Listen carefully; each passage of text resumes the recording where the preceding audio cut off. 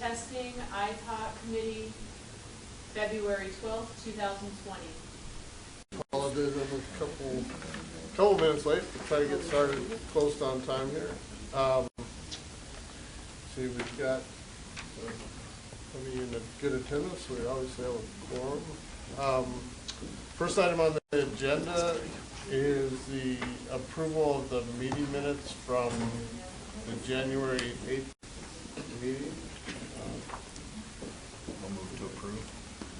I'll second that.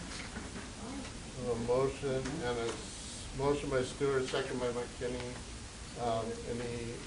Any other comments on the minutes? All in favor?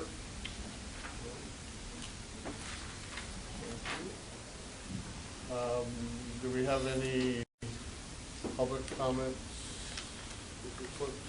Not today. Any communications from any of the committee members? So, some of you may be aware there was a bluff failure in Del Mar. It kind of quickened things for the Low Sand Rail Corridor project, and they formed a working group. Myself, my deputy general manager, one of my board of directors was invited to participate on that working group. So if anybody's interested in additional information, happy to provide it, but just thought I'd let you guys know they're working on something, not immediate, but something is happening. The way you said that there was a failure, I thought it was this morning. No, back in November. Excuse me. I know. Oh. Get out to Sauna Beach. That's all. Okay. So you're actively working with that group? Yes. Yourself? Yes. Okay. All right. Any other? Thank you. Any other general comments or communication from the committee? I would just like to remind the committee that the March meeting has been rescheduled to March 18th. Oh, that's it, yeah. Just wanted to make sure. So the reschedule happened primarily, I think, due to the Sunday board retreat is coincided with our normal scheduled meeting week. So the shift to the March 18th meeting has happened.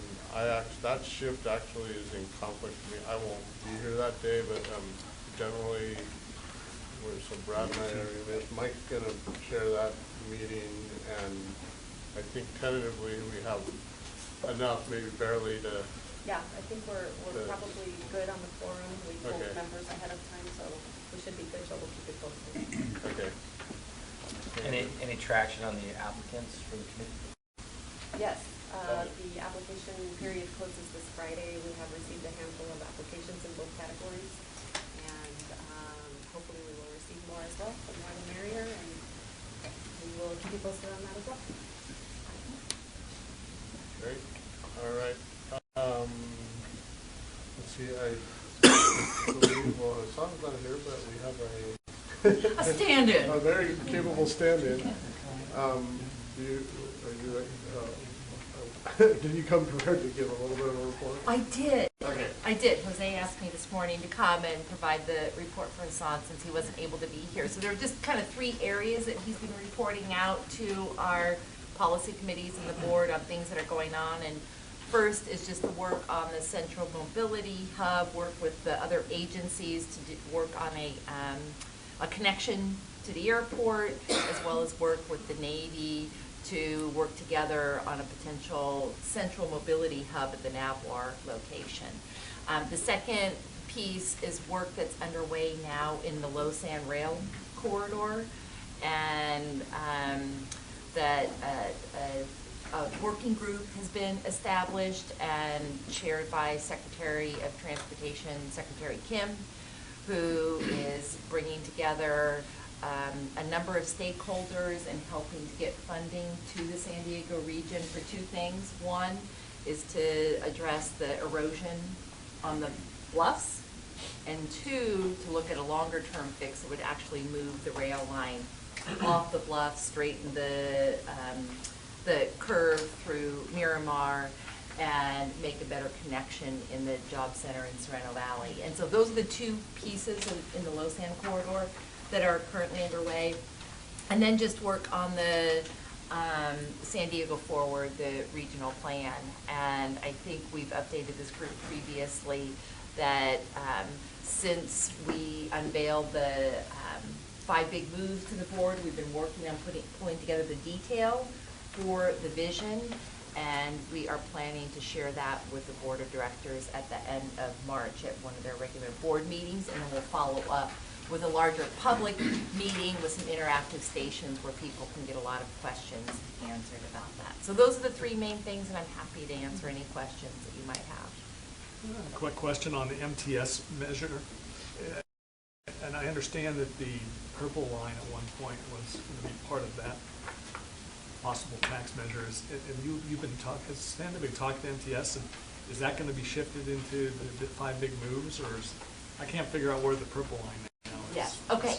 So it's a really don't know good, yet. yeah, it's a really good question. And so we've been working very closely with MTS, and the approach is that the regional vision will take a much longer range view, and then we're working with MTS to identify in the various transit projects that are in the vision, what piece or which ones might they want to start, given that it will be a smaller pool of funding that they would have available. So maybe the start of the purple line, so a piece of the purple line. Or there could be some things that maybe they would do on the blue line. And here's Hassan, he showed up.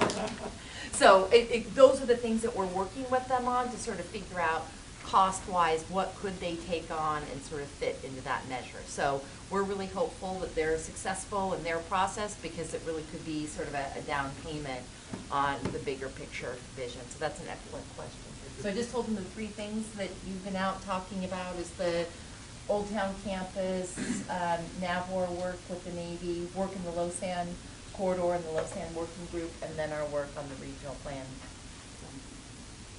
You were talking about the MTS measure, right? And, well, that was part of, yeah. That's Yeah, what we just talked support about. the MTS measure, just for the record.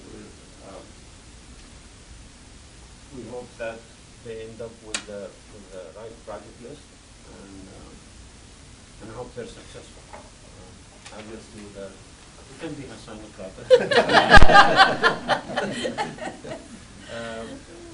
but I did wanna let you know that my team and I were in New York last week.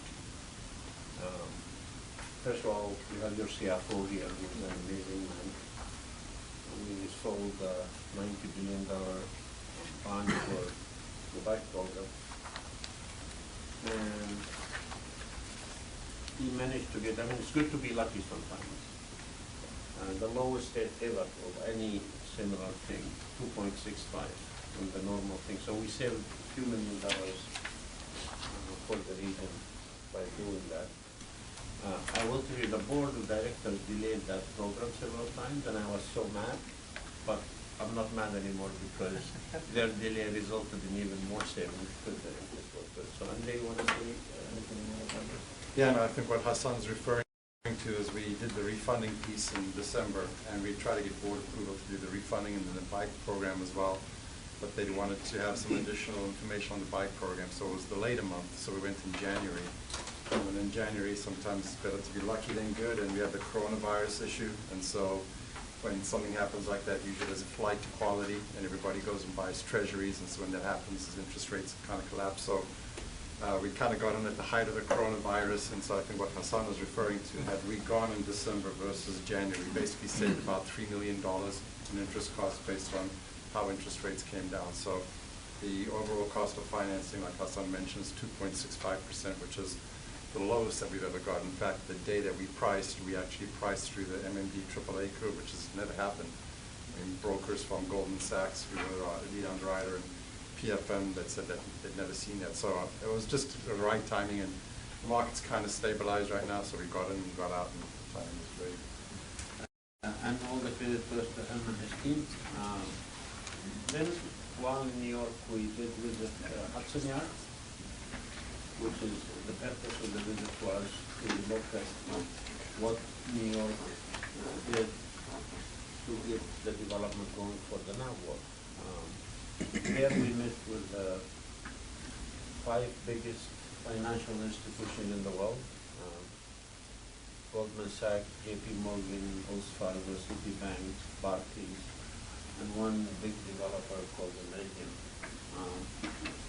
And we met with the City of New York and the transit agency, MTA, who built the subway line that made the Hudson Yard work.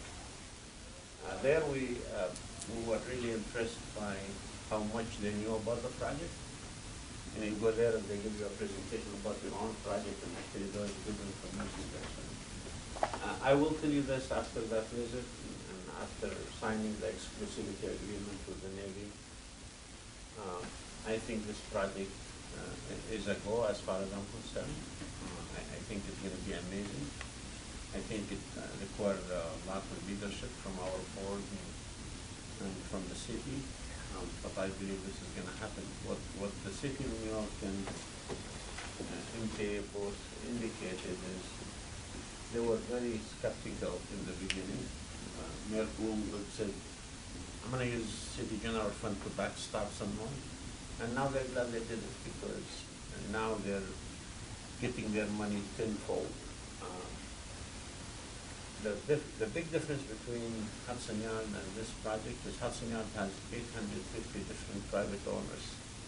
This one has one, the United States Navy. And if we have the agreement, it will be 5% that. So it's challenges, but I've never been more hopeful for maybe a project like this, and so we hope to go through. And then finally, I think Corinne mentioned we moved to our board on the 27th. The board leadership decided just to do it here. We'll figure out how we're going to deal with the space. To unveil the next phase of the 5 big moves. It's the 27th, the whole board meeting will be devoted to it. You will hear from your young planners, motivated, amazing planners, their idea of how this 5 big moves is going to be detailed. You're going to hear some cost numbers, some detail about what kind of transit and highway project we're proposing in a bit more detail. It won't be everything, but more detail. I believe that 5 big move presentation on the 27th will start a more significant public policy debate in the region. So that's it from our side, and if you have any questions, we'll be happy to answer.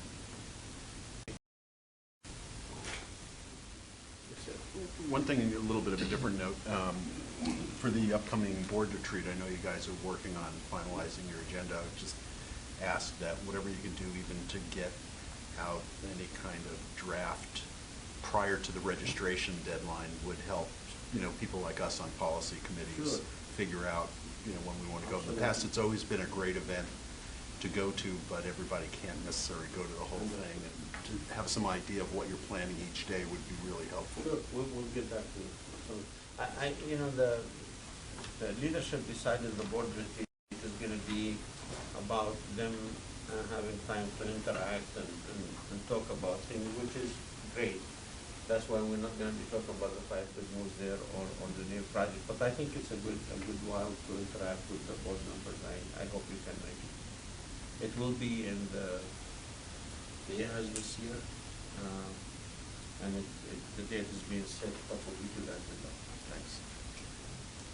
Anybody else comments or questions for?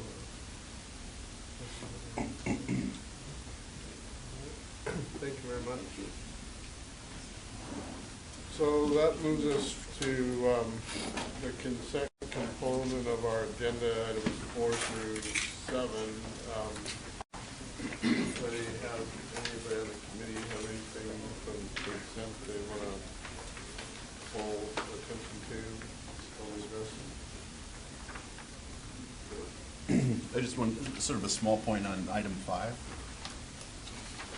And there's a blue sheet at your seats for item 5. I just want to make sure that everybody saw that. Thanks. This is even more simple than that. Just in the summary,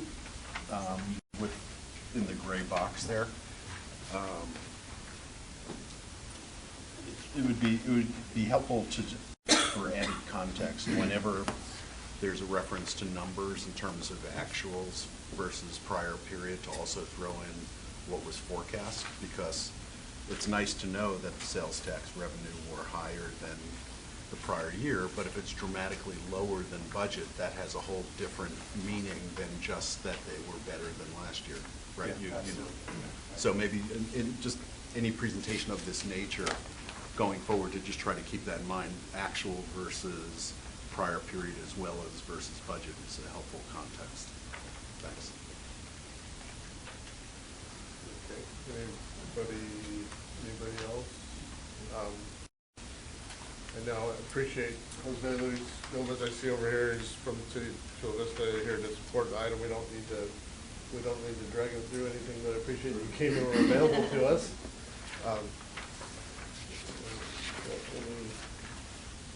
But do we need an approval or just Recommendation. Recommendation Yeah, to, recommend on number 4. a recommendation for item 4. So we need a motion to. I move to approve. Approve the consent, including the recommendation for us. I'll move to approve. Second.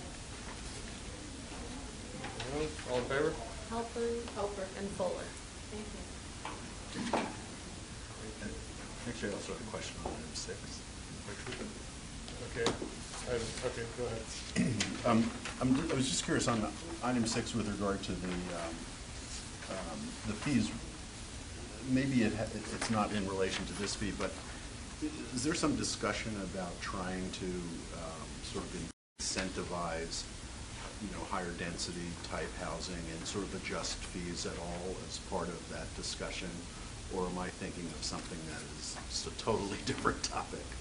So the ordinance requires a minimum of a 2% adjustment, so in terms of fee, it needs to be adjusted by that minimum. But in terms of incentivizing additional housing units, for example, Right. The ordinance does exempt certain, so for example, the granite class, the ADUs, there's a whole list Got of it, okay. exemptions. And the board policy also provides some guidance to the local jurisdictions as they try to incentivize additional housing as well. Great, thanks. So those are specifically called out and exempted. Yes. That's great, thank you.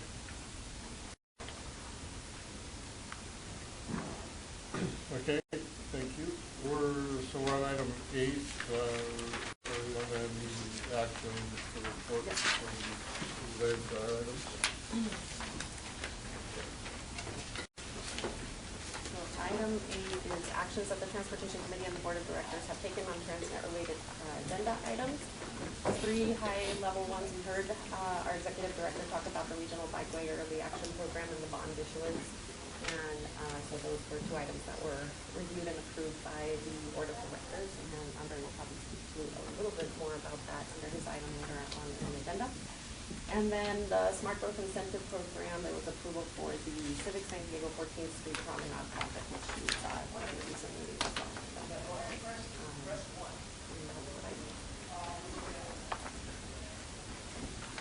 Any questions for Ariana?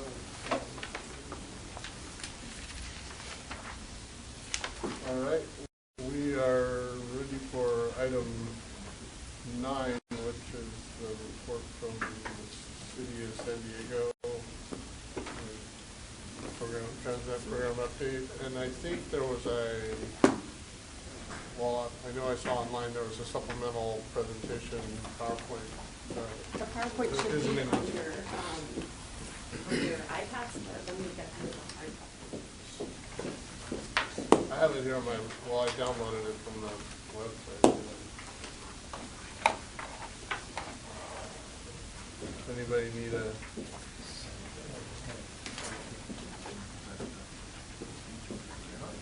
So Walter's turning over to you guys, we're ready to roll. Thank you. Ready to roll? Good morning. I'm Nathan Patterson. Thank you, committee. Director for the City's Transportation and Stormwater Department. With me today is Ben Battaglia. He's the Deputy Director for Finance for the department. Also want to acknowledge Myrna Dayton, our city's Assistant Director for Public Works and Chief Deputy Engineer. And we also have Karen McGriff and Patrick Ock from our finance team here as well. We're here today to give you the update on the city's Transnet expenditures, how the funds are being used throughout the city. Ben's going to start by sharing an update on the fund balance, a look at our CIP program, and how the city's leveraging the funding to provide transportation-related services. I'm going to wrap up then with a few information items about some of the larger projects of note in the region. Take it away, Ben.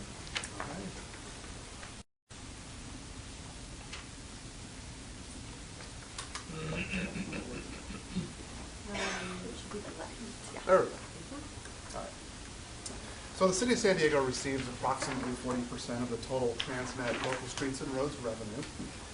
With the implementation of our cash management strategies, we've made some significant progress in spending down Transnet cash on priority projects over the last 5 years. This table here is a snapshot of the current fiscal year's projection as well as the prior 4 years of fiscal activity. Since fiscal year 2016, the city has decreased its balance at Sandbag by approximately $28 million, and we project to decrease the remaining balance by an additional $2 million by the end of the fiscal year. This chart here shows the different funding sources that support the transportation department's fiscal year 2020 CIP program. Transnet is shown in the red slice, and it makes up about $46 million or 10% of our program. You'll notice that a large portion of our program is funded by grants, as well as impact fees, including DIF and FBAs, so development impact fees and facilities benefit assessments. We have a large chunk of financing, and then we also utilize gas tax, as well as developer funds and the general fund as well.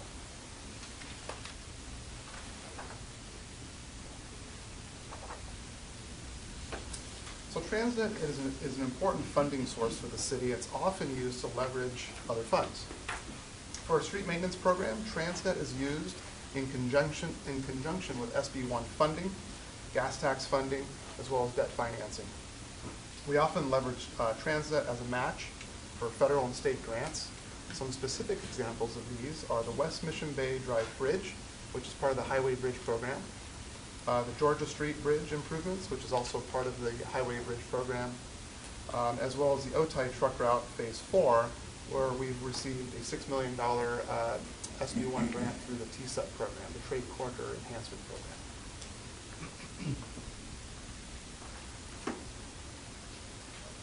So we always like to look back on how we did in the previous fiscal year. So looking back at fiscal year 2019, our Transnet projections were approximately $39 million, and our actual expenditures were approximately $40 million. So looking at our congestion relief, which includes our CIP program and our project implementation, we projected about $28 million and spent about $30 million. And for the smaller bucket of administration and maintenance, we projected about $10.2 million and actually spent $10.1 million. So we're very close to our projections last year. These are just some details for specific projects. So resurfacing the city streets, we projected about $8 million. We spent a little more, about $8.5 million. We also show here that we've encumbered about $400,000 as well. So that was one of the requests from ITALC last year, is to also include encumbrances in addition to expenditures. The old Otay Mesa Road westerly project, very close to projection as well, about $2.5 million. State Route 163 Friars Road on projection, about $3.3 million, as well as the State Route 94 Euclid Avenue interchange and traffic signals. And this includes the installation of new traffic signals, modification of existing, as well as our interconnect program. So looking at this year, through the first half of the fiscal year 2020, CIP expenditures have totaled nearly $6 million, and about $5 million was encumbered in projects. We're also on track to fully expend maintenance, administration, and our project implementation budgets by the end of the year. Those are still just the Transnet components. That's correct. Yes.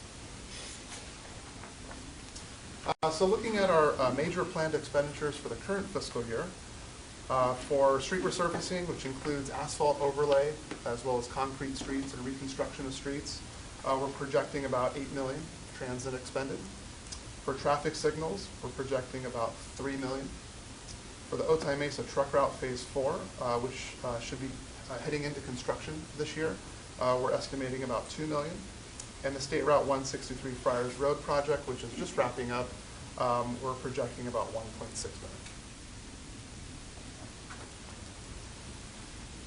All right. Thank you, Ben. So now I'm going to highlight a few of the projects Ben alluded to. And as Ben mentioned earlier, the city invests approximately $100 million a year in street maintenance throughout the city, which equates to about 1,300 miles in the last 5 fiscal years. Resurfacing is an important function to improve a street's condition, which in turn provides safer traveling for vehicles, bicyclists, and pedestrians. It also gives us an opportunity to evaluate the roadway for any minor changes in its use. For example, during the same time period, we've been able to install 180 miles of bike facilities as part of our Resurface Repurpose program. One example of this is the work at Tambo Road and Beacha Drive. It's one of nearly 1,000 street segments that went from a degraded condition to the smooth pothole-free surface you see there. And next, as Ben mentioned, we have the State Route 94 Euclid interchange. This location is a cooperative project with Caltrans to improve the intersection ramps at Highway 94 and Euclid Avenue. Once complete, this project will improve safety for all, as it's currently an uncontrolled intersection with higher than average traffic patterns. The project is going to provide signal controls, audible pedestrian signals, ADA improvements, marked pedestrian crossings, and Class 2 bike facilities over State Route 94. The project is about 90% complete and scheduled to wrap up in the spring.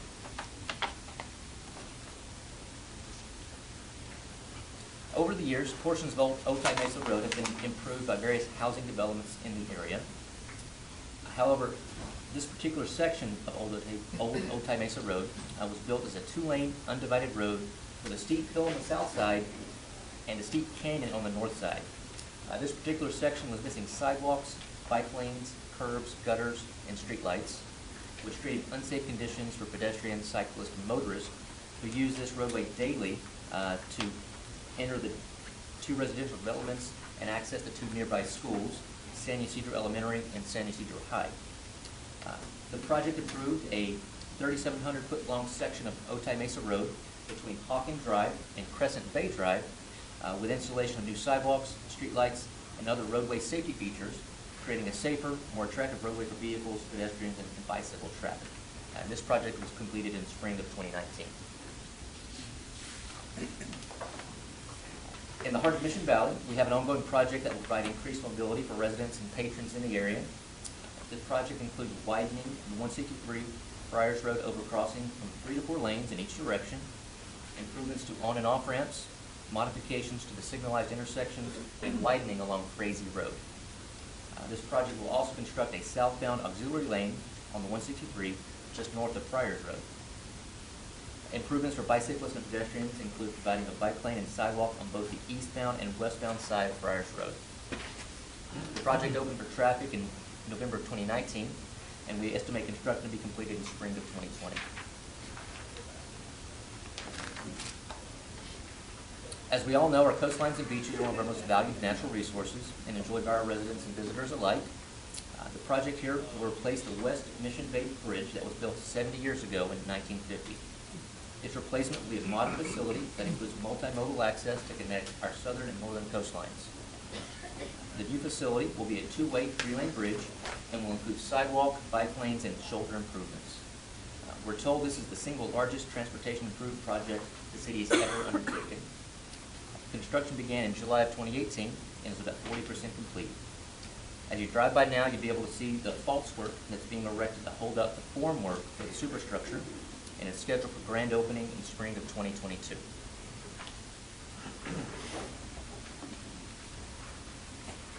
In closing, the city's implemented several process improvements to maximize the efficient use of all our CIP funding. There's extensive cross-coordination between all stakeholder departments to evaluate when projects need funding. This has significantly reduced the instances in which funding is underutilized or projects are delayed for lack of funding. The city is currently developing an enterprise asset management system that will help implement and institutionalize a broader, more holistic approach to our public improvements. What this essentially means is we are aligning the needs of each asset type and planning projects based on the greatest benefit and risk reduction. For example, if a storm drain, water or wastewater system are approaching the end of their useful life and a particular street is in poor condition, that project will be given higher priority than another street with less total needs. The desired end result is a well-planned, strategic approach to our asset management system. That concludes our presentation. Ben, the team and I are here to answer any questions you may have. Yeah, I have a question, but before I get to the question, I just general comment is I really appreciate you guys coming and periodically giving us updates. I mean, we've gone, if you go back a number of years and before you guys were personally probably involved, there's been a big shift, and from my perspective, the accomplishments and the reporting and you guys have just got a lot more on the ball than, and it's coming through with what we're seeing happen. So I just want to first appreciate that. And my question before I turn over to others here is on the West Mission Bay Drive Bridge project. And then we heard at this committee, it's probably maybe I lose track of time, maybe a couple of years ago, but because of how the federal funding comes in chunks over years, if I remember right, you came and essentially you got approval to utilize the Sandag commercial paper bond program to be able to pay as you go with the contractor and stuff. Is that all going kind of as planned so far in terms of how that funding is going? So far so good. So this fiscal year is our first year of receiving reimbursement from the federal government. We received about $14 million to date, which is great. We were estimated to receive $0 this year. So we received $14 million to date. And we're looking at the need to utilize the Sandag commercial paper each year. So last year we identified, we looked at our cash balances within the city and identified that we did not need to utilize the commercial paper for fiscal year 19. We're going to go through that same process for fiscal year 20, utilizing all of our cash balances with the city first before tapping into commercial paper. We'll have a better idea of if we need to tap into commercial paper this year within the next 2 or 3 months. So the part I remember was the approval, but you actually haven't had to tap it yet. That's correct. Okay. Thank you. I echo the chairman's comments about what you've all been doing. Jonathan, our former colleague, would be very happy. You remember him? He was all over. And Marty Emerald was concerned years ago. I think this has been great. I just had a question on the pie chart. This has nothing to do with Transnet tax, but the gas tax at 5.5%. As a result of SB1, the passage of that, and not the repeal, what number was that prior to the SB1 dollars coming in as a percentage? So have you seen quite a bit of increase as a result? Yeah, we have.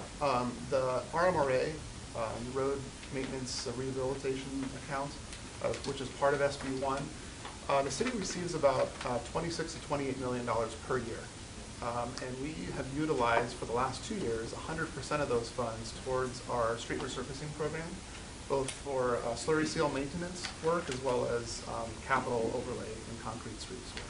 So that's been a significant funding source for us. So that funding source is mostly for repair, wasn't it? Is that for cities and counties? Correct.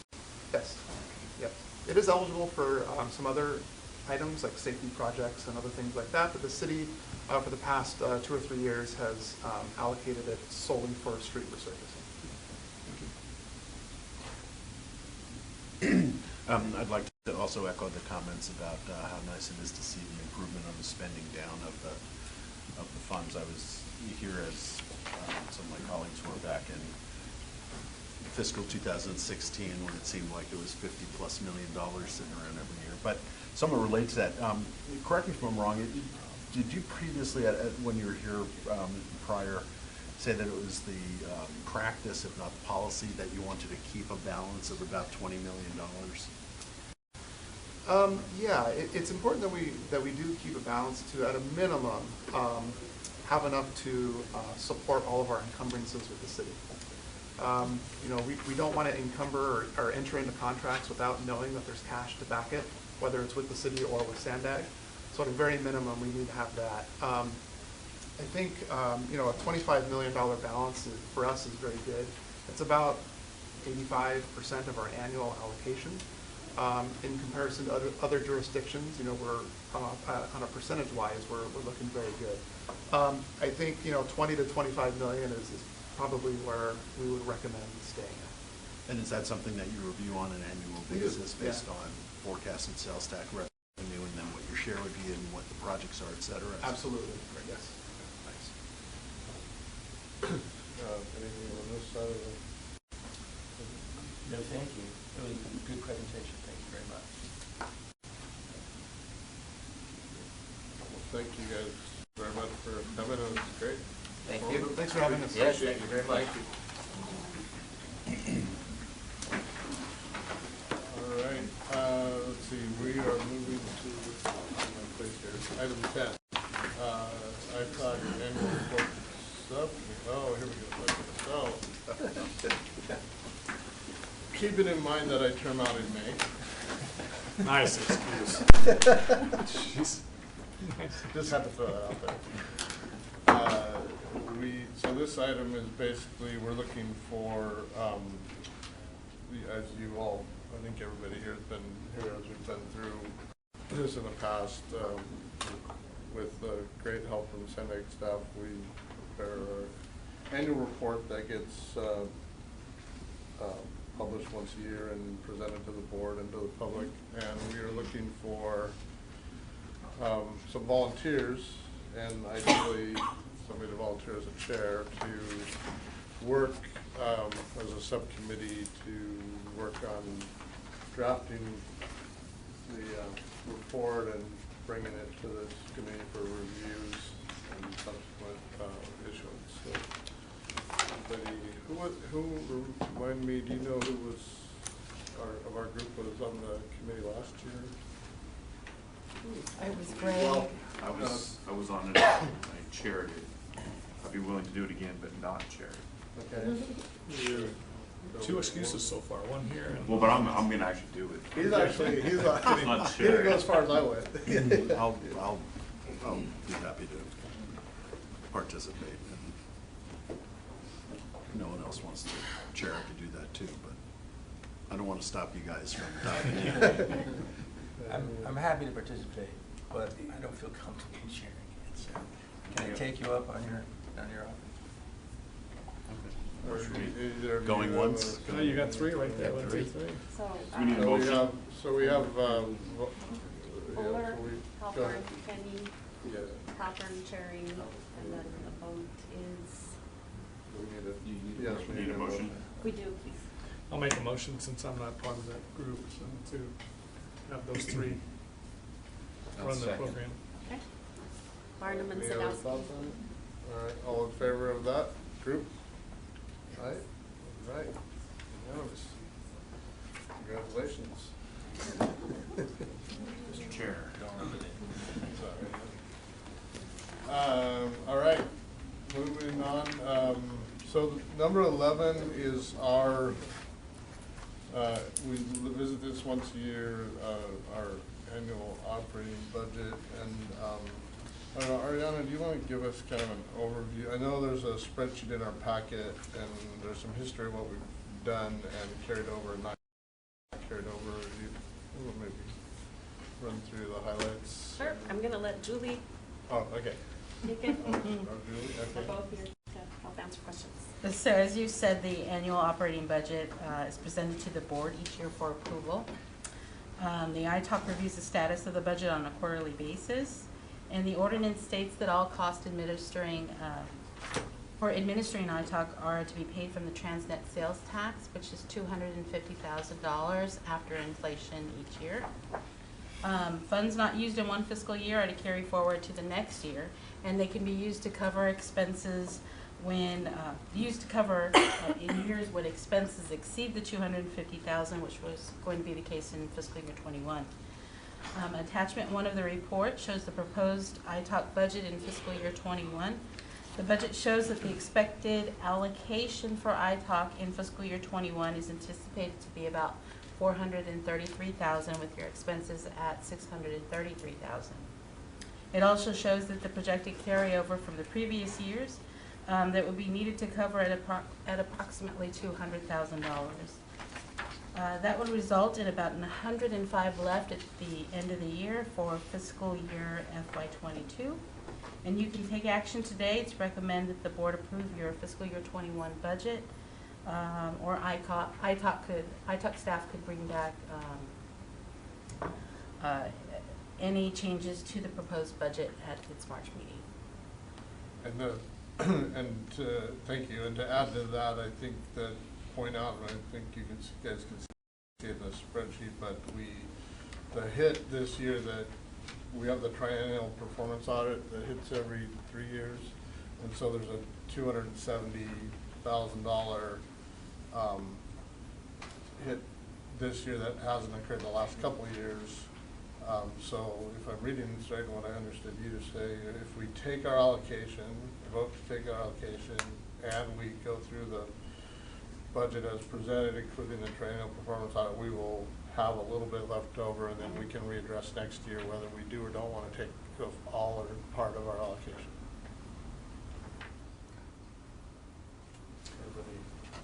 Just a quick question on the outside consulting services reserved for that.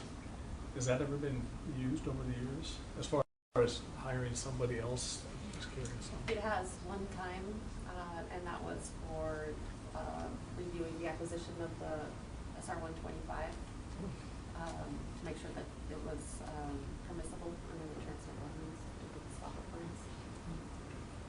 Then it's not part of the audit, of course. That's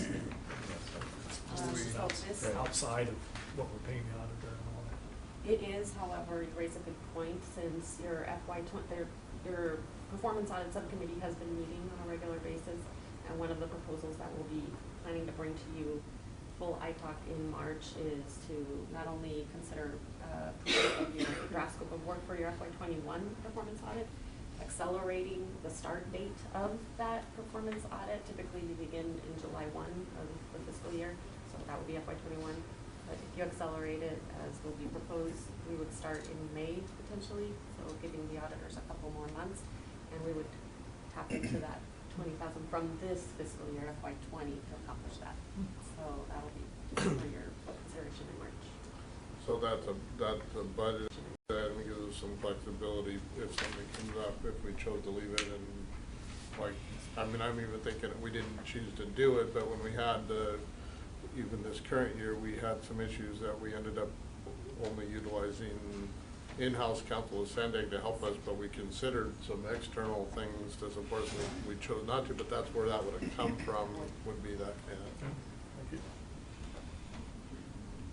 Any other questions on the budget? Just, this isn't really a question because I think I know the answer, so probably it's more of a comment. Just to the extent this is a public document and for sake of clarity and the line items, salaries, benefits, if we specify that those are Sandex staff as opposed to ITAC member salaries. That'd be nice. Okay, yes, well, we can add a footnote. This sheet actually goes straight into the overall work program budget, so it is definitely.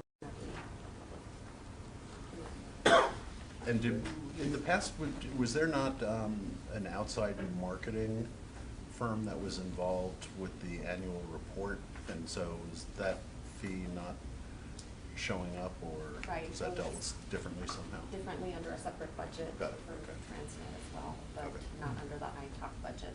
Great, thanks. Good question. All right. Any other questions or a motion to? Motion that we recommend that we approve the proposed budget. No, second, so in other words, for clarity, that we And add. that we accept the allocation as part of the budget for next year. Correct. That we Recommending to the board. recommend that the board approve. Right, yeah, okay. Yeah, recommend that the board Oh, approve got it. There's ITAC the budget revenue, yeah. substantially in the same I'll form second. as attached, yeah. With Stuart's proposed changes on that clarification. With the footnote, yes, with the footnote. Okay, so we have a motion by Brad, second by Stewart. Any other comments? All in favor? Thank you. So next up is item 12, the Transdate program and transit-related revenues. That's a group of you. Don, are you leading that one? Yeah. All right, welcome. Thank you. Good morning.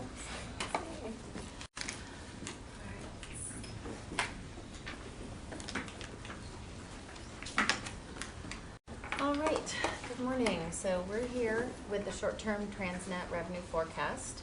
We bring this item every year in February, and it comes to the ITAC, and then we take additional revenue estimates to the Transportation Committee and to the Board of Directors. We do it this time of year because we coordinate this with the estimates for the Transportation Development Act, or TDA, as well as our Federal Transit Administration revenues. And we do this so that we can plan for the capital improvement programs and operating subsidies. So it's a 5-year estimate period. The Transnet and the TDA funds are both sales tax based, and so the growth rates for both programs are updated at the same time, and then information is forwarded to the county auditor controller, who's required to confirm the growth rates by January 31st each year for the TDA. And so Ariana's going to walk through the Transnet forecast, and we have Stephanie Gouchard, our senior economist, here to answer any questions about the analysis or the forecast methodology. So Don mentioned you have 3 attachments, and I just wanted to make sure everybody has those handy. So the first one is the funding program overview, and then secondly, you're going to note that we have attached a forecast methodology, and then last but not least, we have the Transnet program estimates for fiscal years 21 through 25. And I'm going to be walking you through this with Stephanie's help, as Don said. So if we look at attachment 2, which is the forecast methodology, the first step in the process for the near-term forecast, that's based on a professional judgment of Sandac staff, assessing the current year-to-date and also the upcoming fiscal year. In this case, fiscal years 20, which is the fiscal year we're in, and fiscal year 21, which is coming up. And this first step is informed by 4 factors, including the California Department of Tax and Fee Administration sales tax allocation formula. We also look at year-to-date sales tax collections. We look at a forecast provided by our sales tax revenue consultant, Uni Services, and finally, a current and forecast general economic conditions.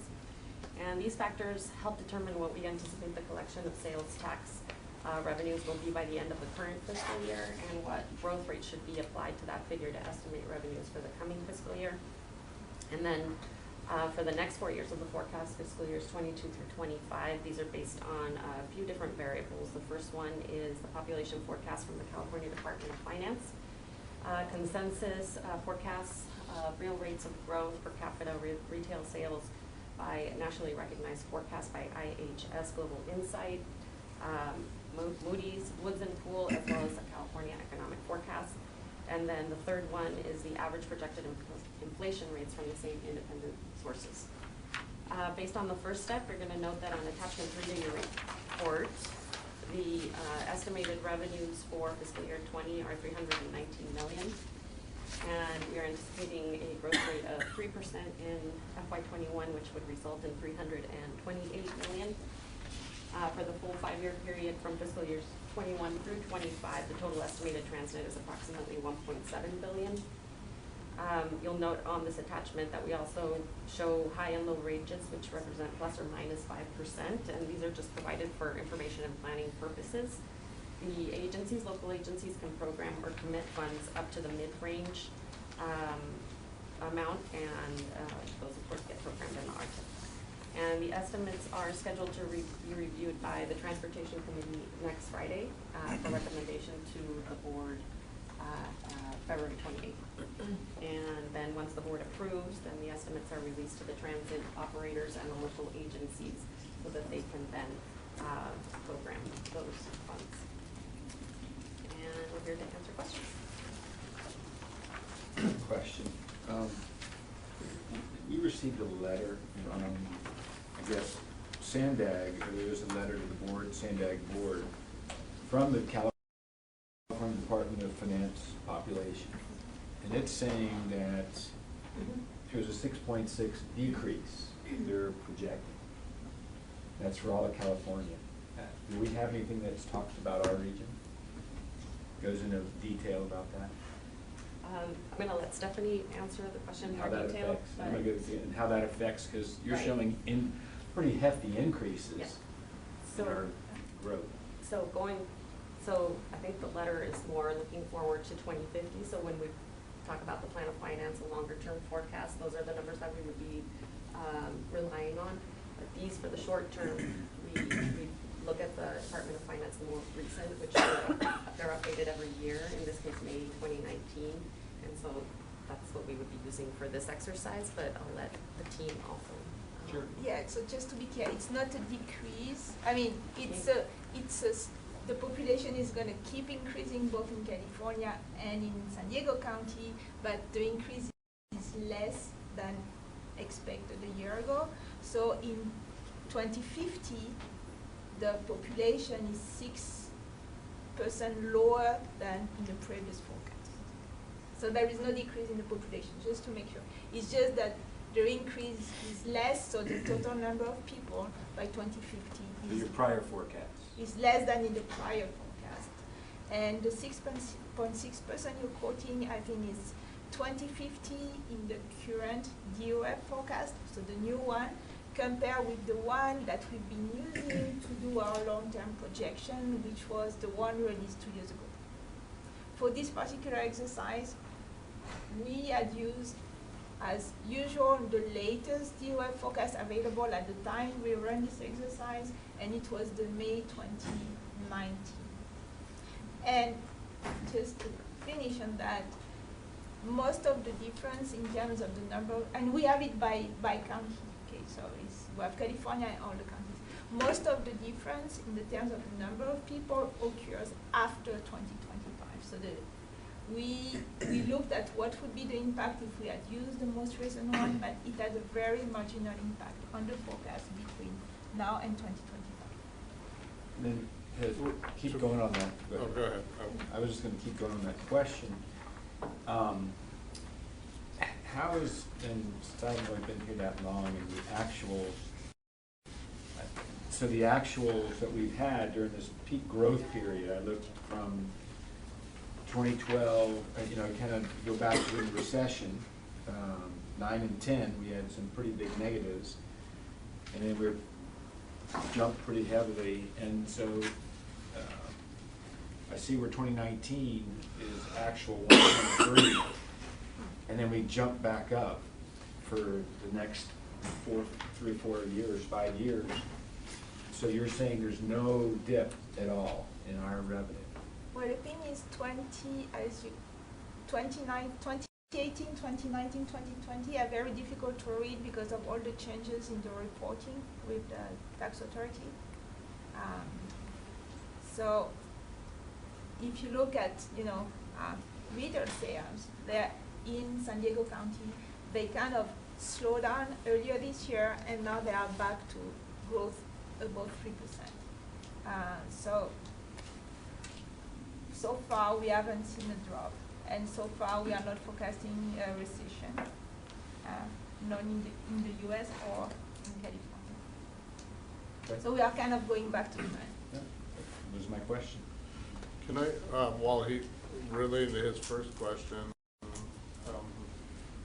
I guess I would assume, I think we had a brief conversation yesterday when I was looking at the agenda, but with those forecasts numbers that come from an agency like Department of Finance, it's not just, I would assume you guys, it's not just plugging in a difference, because it's, like you mentioned, breaking that down and looking at the validity or how it was done and what years things were happening, and even maybe the demographics of how that population changed, because the spending patterns of different demographics are different than others. And so it's not, I guess I'm assuming it's it's not that you can just plug in a new number and that's it. There's a lot more background to that you guys do when you're modeling that looks at the breakdown number and where the shifts are, not only the time like you mentioned of where the shift starts to happen, but also some of the demographics of those shifts. Yes, so normally the shift is very limited, so we use this kind of consensus forecast where people are using also the most recent population estimates, and we don't need to run like lots of calculation because the changes from one year to the next are very small. In that case, because the changes by 2050 are quite large, we looked at the different age group and their propensity to spend on taxable items. And what we saw is that, because you have some increases and some decrease in different groups, I mean, the net effect is very small. So I did all the calculation, and it's not going to affect the next 5 years, term, but it's more for the long term. And when you see that, I mean, some groups that are high spenders, they have increased, but some other groups that are high spenders, their share of the population has declined. So overall, it's kind of netting each other nicely. Yeah, that's a good point to keep in mind. That's a 2050. With so many other variables in 30 years.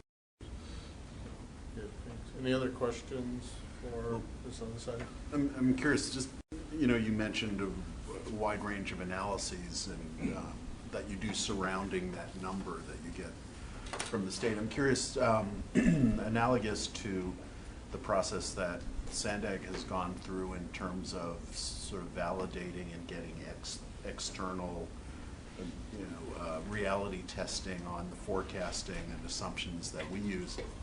Do we happen to know if the state has any kind of a similar process, or are there a couple of economists sitting in a room somewhere that come up with these numbers who could equally as likely have a copy-paste error and nobody double checks the work that they're doing? Do we have any sense as to the quality control surrounding that kind of statistic that you get from the state? And do we just kind of accept it as, well, it's from the state, so we're going to use it? Or do we do any reality testing? I think you're answering your own question.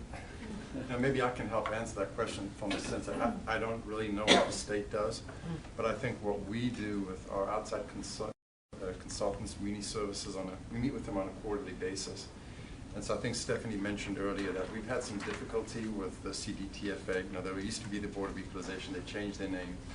And then they had an issue back in 2018 where they didn't, I think 10,000 audits were not done, or 10,000 files were not done on a timely basis. So a lot of the 2018 revenue went into 2019. And so we estimated that it's about $7 million. We had to back that out. And then they also changed the methodology of how they're paying us. So it was really difficult to do some of these forecasting, but then we relied on Muni Services, who actually looked line by line at each of the different areas that come in for our sales tax. And so we kind of rely on them more than kind of what's coming from the state. And so, we came up with these projections for 3% that we've kind of shared with the county and MTS and NCTD. And that's also what obviously Muni Services came up with as well. So as difficult it is to get some numbers from the state, I think we're kind of doing our own due diligence to make sure that the numbers that we're getting are kind of backed factually, because we have actual numbers that Muni Services has and then the estimates that they're using. So it's kind of difficult to understand what the state is doing sometimes, but we're kind of validating our own numbers here with the outside service. Great, thanks. I think I've asked this question before, because the golfer in the U.S. Open and the impact of tax revenue coming in June of next year, and then the Breeders' Cup will be in November in horse racing. So I'm just curious, you take into consideration individual event. I mean, in the scheme of things, it's not a whole lot of money compared to these millions, but the amount of revenue coming in those specific events has got to be substantial. Is that? And we don't see those in the forecast. You mentioned that to me last time, and it seems to me, though, that some articles that you read about the impact on the economy San Diego, there's always articles about the time these happened. And then, so you say that, but I'm just curious, there's got to be some sort of impact for. I'm sure there's a positive impact, but I think, like you said, how much blip on the radar that does for us. I mean, the one big decision that happened a year and a half ago is a Wayfair decision, which now we're collecting sales tax from all internet sales. That's a 1.5% increase, so that is in our projection for this year, for 2020. So that'll be a one-time, and then going forward, it's 3% from that. So this year's growth we expect to be the normal 3% plus 1.5% from Wayfair. That's pretty substantial on all internet, but small, things like you just mentioned, you don't really take those into consideration. That would be the same as when the Chargers were here and they're not here. What impact would that have? Every week. Right, for those weekends if they were here, if they were it wouldn't even hit the radar from the big picture. Dustin, you have a big crowd coming at the fairgrounds. I hope so. Thank you, Andre. Anybody else? All right, this item was for information, so I guess, thank you. So we have moved to item 13, the impact of the safer, affordable, efficient vehicle. Hi, good morning, Sue. Good morning, everybody. I'll set up here. So this is kind of a complex issue, and it's hard for me to do without descending into jargon and terminology. So I'm going to try. I'm going to go slow, and if you have questions, jump in. So normally at this time of every even year, we are beginning the process of updating the RTIP. As a reminder, like my RTIP here, the RTIP is a 5-year program, and in September of 2018, the board adopted the 2018 RTIP, this one, which covered fiscal years 19 through fiscal year 23. When we update, we shift that period forward by 2 years, so the 2020 RTIP would cover fiscal years 21 through fiscal years 25. We update the RTIP to comply with federal, state, and Transnet rules. But from a practical standpoint, updating the RTIP gives us more flexibility to move funds between fiscal years. Federal law requires that the RTIP is updated every 4 years, and it recognizes a 4-year period in which funds can be shifted between years, and we can access funds as soon as the first year of the RTIP, even if they're programmed in the 4th year. We can access federal funds. So we have a process by which we can just request, oh yeah, we know these money is in fiscal year 23 or 22, but we really wanted to spend it now. The project's ready, so we have a process so we can access that money. So that's the state law requires that the RTIP be updated every 2 years, so that we never really get into a position where we're in the last year of the 4-year period and we don't have that much flexibility anymore. So that's kind of what the reason the state has set that 2-year update period, even though it's not required. Now, the Transnet ordinance also requires that the 5-year Transnet program of projects, which is programmed into the RTIP, is updated every 2 years. Transnet cash flow is managed over a 2-year period called a biennial, which is the first 2 years of the RTIP.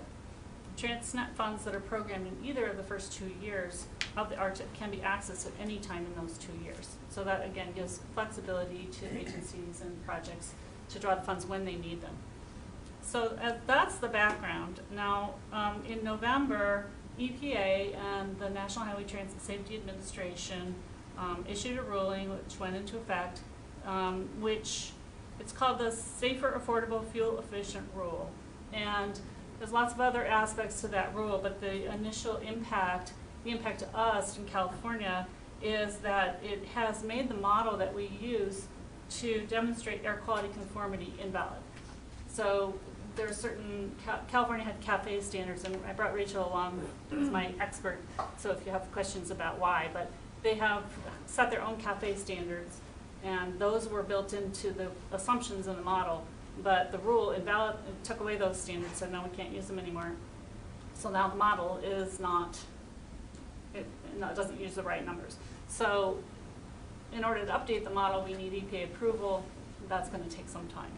So anyway, without a valid, yeah. I'm sorry, generally is it, are the federal, or California's greenhouse gas rules, federal more strict or less strict, or is it more complicated than that? Well, this isn't greenhouse gas. These are other pollutants, NOx and particulate matter and ozone.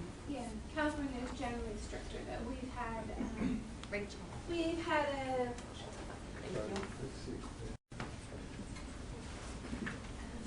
for a number of years, California has had a waiver. It's part of the Clean Air Act. Since California has a number of areas that exceed these federal standards for different air quality pollutants, California has been allowed to set its own stricter standards for a number of years. And the current presidential administration put forward this rule that revoked California's waiver and said that California can no longer set its own stricter standards, that there has to be one national standard. So there's two pieces to the rule. The first one went into effect November 26th of 2019 and invalidated the model because the model includes those stricter standard assumptions. Okay. So. Thank you. So when we do the RTIP update that I spoke about before, we have to do modeling. That's required, that we model the new RTIP. But without a valid model, we can't show that an updated RTIP would conform to our state implementation plan. And federal highways cannot make a conformity finding. Yes, Stuart? So sorry, but just going back to the point that was just raised, is that subject to litigation or? Yeah, so California, and I believe there's 13 other states who have joined the lawsuit, has sued the government, the federal government, about the revocation of the rule, or the waiver, but that's going to take some time through the court process, and they did not put a stay on the rule, so the rule has gone into effect while that is being sorted out in the courts. Great. Thanks. Yeah, so it's working its way through. So if we were to update the RTIP now and do the 2020 RTIP, we would not be able to include projects which need to be modeled, which are the capacity increasing projects. And those projects would then fall out of the RTIP. This would include projects such as West Mission Bay Drive, the Bradley Avenue Overcrossing, North Coast Corridor, most of our large projects, of which we have 67 in the 2018 RTIP. So projects that are not in the RTIP obviously cannot receive federal funds. So the $20 million that San Diego is going to get for West Mission Bay Drive, they wouldn't be able to get. So they also can't receive NEPA clearance if they're not in an RTIP. So because of this, the California Federal Programming Group from Caltrans, in conjunction with other MPOs in the state, have recommended that we not prepare the update this year. And the California Council of Governments is working to have legislation approved which suspends the state's update requirement, because this is in state law, so we have to have it kind of revoked or suspended or something. They're working on the language. We haven't really been privy to what they're requesting. And they're working through the legislature to get that approved. But in the meantime, you know, we should have started and we haven't. However, imagine that there's a Transnet requirement in the ordinance. It requires that we update the Transnet program of projects every 2 years. And the biennial period that I mentioned will end on June 30th, and then we'll begin a new biennial. Local agencies will need to update their programming for the next biennial to make full use of the revenue, which is recommended in Ariana and Don's item. And they also will have new budgets and priorities, and that should be reflected in the Transnet program of projects. And finally, any funds which were not paid to them in the 1920 biennial period will become carryover, and cities need to reprogram these funds in order to access them. So even though we'll not be preparing a 2020 RTIP, as a workaround, we will prepare a 2020 Transnet program of projects. This program of projects will be programmed into the 2018 RTIP as a significant amendment, and it will include this updates to all Transnet projects. However, the 2018 RTIP will remain in effect and will not be able to extend RTIP beyond fiscal year 23 at this time. So this update that we're proposing will follow much the same format as the RTIP. The program of projects, the TransNet project update, will follow the same format as the RTIP update. But we will not have to do air quality conformity analysis on it.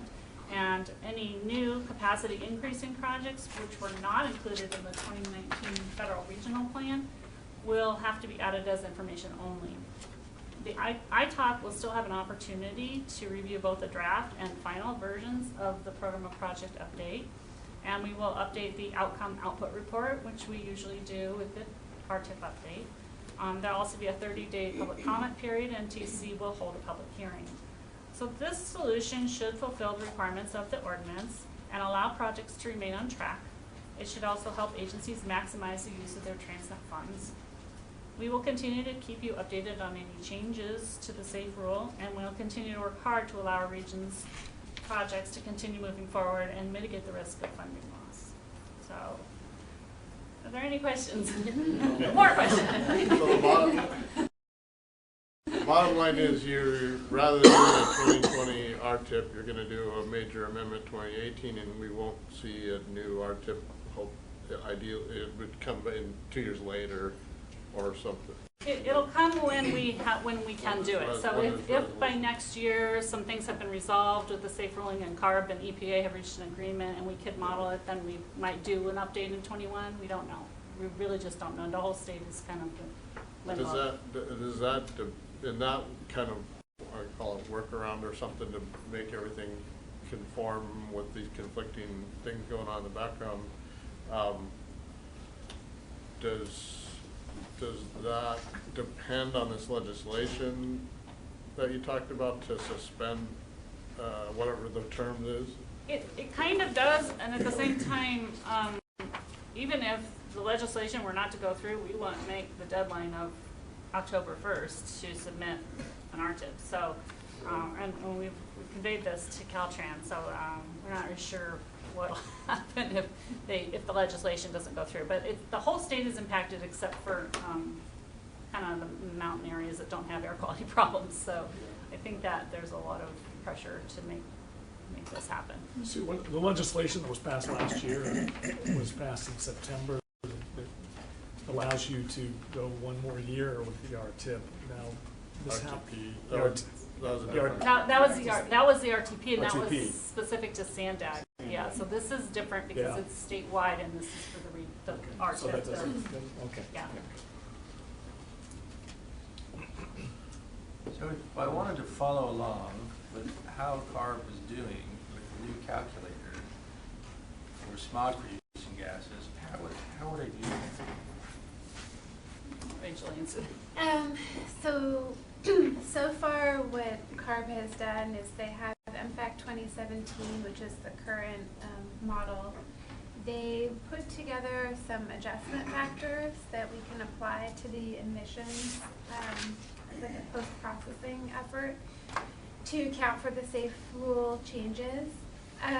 But EPA has noted that they would need to approve those adjustment factors. So I'd have to take a look at their website. I don't know how much they have in a kind of, public facing on the website aspect, but it's something that we could share with the group as we receive updates from CARB on that.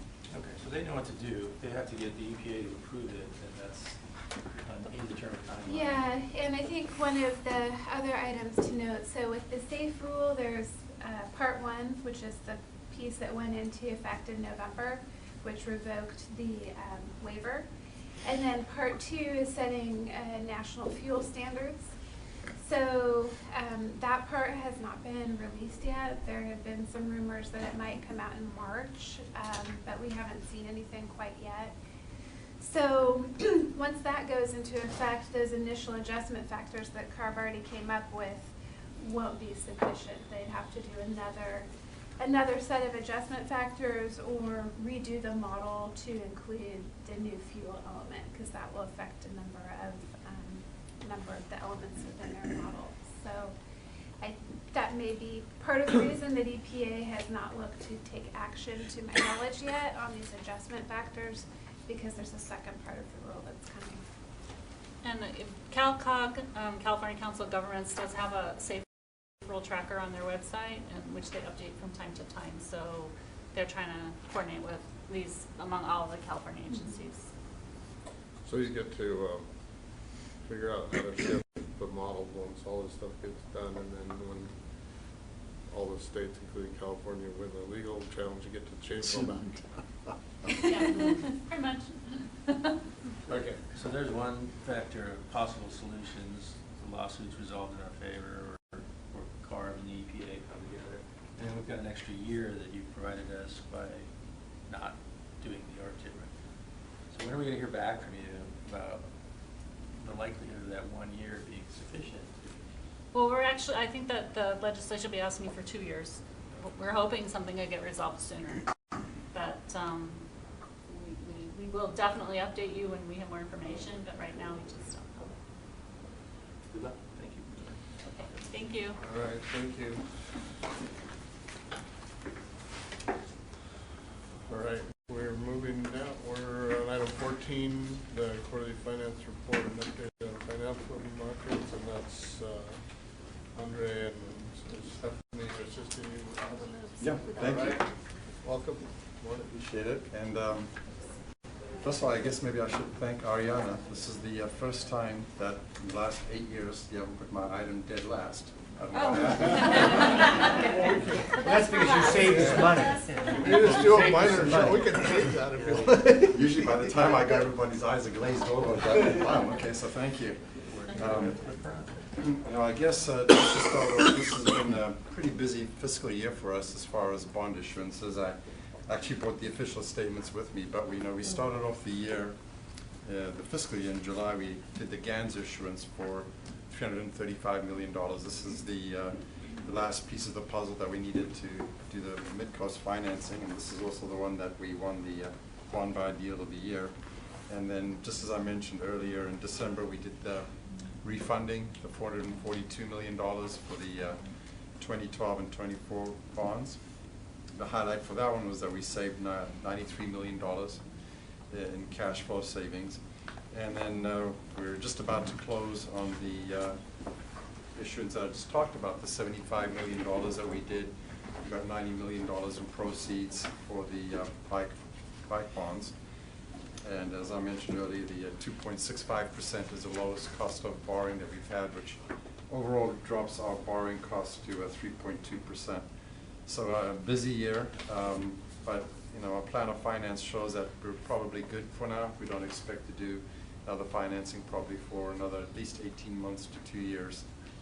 So we won't be back with any bond deals anytime soon. As far as our coverage, it was 2.98% before the refunding. After the refunding, that's saving us approximately $3 million a year. Jumped up to 3.06%, which is what's in the report today.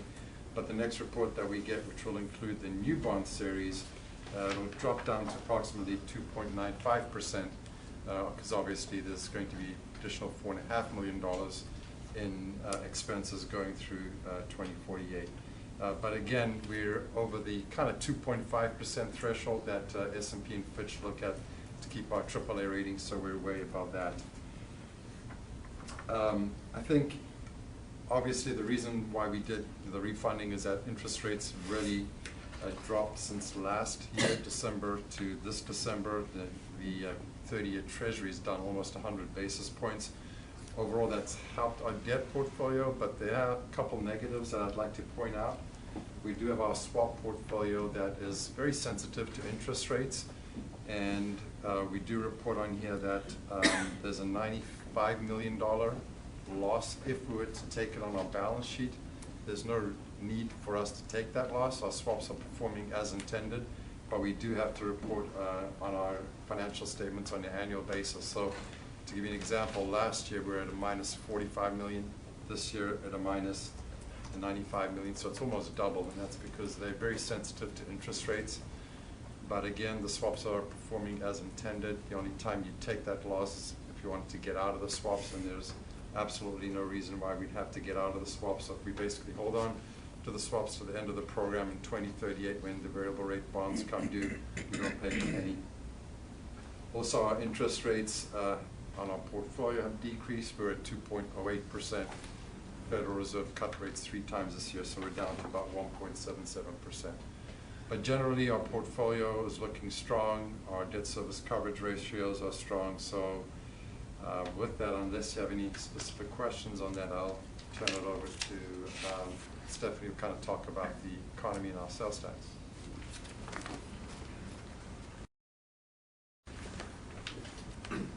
You have questions for? Well, we can wait till, we might have a few things, but go ahead. Okay, so this is just to update you on the economy right now.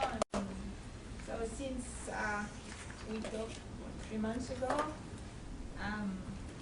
so the U.S. has grown 2.3% this year. In calendar year, we saw it's a slowdown compared with 2018. And although no one has recession as the main scenario, everyone is expecting a further slowdown of the economy in 2020 and 2021, but the overall growth will remain around 2%. Things are looking slightly better than 3 months ago. Growth has picked up in emerging markets, which is supporting global demand. Some of the key risks that we were worried about in the fall have receded, especially on the trade war front. But also, Brexit has at least it's kind of done. So things are looking better, and as Andre mentioned, we have like a very supportive monetary policy with the Federal Reserve cutting rates 3 times this year, which you can see on the Fed fund chart, and rates expected to remain low. However, so what's going to be the main drag on growth next year is going to be the end of some of the fiscal stimulus that was part of the 2017 tax package, and also there are persisting uncertainties. So a few months ago, it was mostly geopolitical uncertainty with the situation in the Middle East. If I just may add, although this is not any source of major worry right now. Now we have the coronavirus. As you can see in the news, the more the situation is lasting, the more people are revising growth in China, and China has a major weight in the global economy. So if growth slows in China, it's going to affect the global economy. It all depends on how long this is going to last, because if it's, if it's a short-term thing, then growth is going to pick up in the second quarter of the year and everything is going to be well. If it lasts longer, then the growth prospects are going to be more affected both in China and in the rest of the world. This is something we are monitoring, but so far, I mean, there is nothing we can tell just besides we are monitoring this. So, Excuse me, Stephanie, for some of these macro forecasts, yeah. are these yours? Are there a consensus kind of a view, or what's the source of the macro forecast numbers? So the source of the macro forecast is kind of an average of most of the recent forecasts I looked at. You have the IMF, the World Bank, the FOMC, you have a consensus of private forecasters, you have the latest CBO forecast. So this is kind of where the average lies. Some are slightly lower, some are slightly higher, but there is not a wide divergence in the central scenario of most of the forecasters. So I kind of put an average. I have a table that I didn't bring with me that I could share with you with all the most recent forecasts. No, that's okay. I just was curious that, so you're saying they're external forecasters, and this is kind of, it may not be an exact arithmetic average, but it's kind of a it's kind of where we others, are. right? Like it's kind of the, Great. the middle range of the forecast. I mean, we don't have a macro model for the U.S. economy, so we don't do. I don't think so. Thanks. US economy. As you can see, the uncertainty is still reflected. If you look at the Dow Jones, it goes up and down. I mean, since I've done this chart, it went up by a lot. But then if tomorrow they have bad news about the coronavirus, it's just going to go down again. So this is just to reflect the overall uncertainty. So if we go to the San Diego economy, I mean, so the main message on the San Diego economy is that it went kind of through a weakening, a soft patch at the beginning of 2019, but since then the situation has improved. So we were kind of in between 3 months ago when we did the update because we want to show up the direction, but it seems that it has recovered and economic conditions look quite strong. You can see it on the labor market, especially where there was a small increase in unemployment towards the beginning of last year, and now we're back to 3%, which is the low historical average, the lower historical number we've had in San Diego. Wages, and this is very important, wages have picked up, and now they grow faster than inflation. So here on the bottom right, you see the real wages, which are the wages corrected by inflation, and they have been declining between 2016 to 2019, which means that people, your salary is not enough to keep on buying the same quantity of goods because prices are increasing faster. So this is not the case anymore. Wages are increasing faster than inflation, which means that the purchasing power of people is going to increase, and they're going to be able to spend more on taxable goods, and it's a good news for Transnet. I didn't put here the taxable sales, but as I mentioned earlier, they were kind of very weak in the first quarter of the year, and since then they have recovered and are increasing by the rate at over 3%. So, if you have any questions. I'm good. Great, thank you. Okay. Thank you, Jess.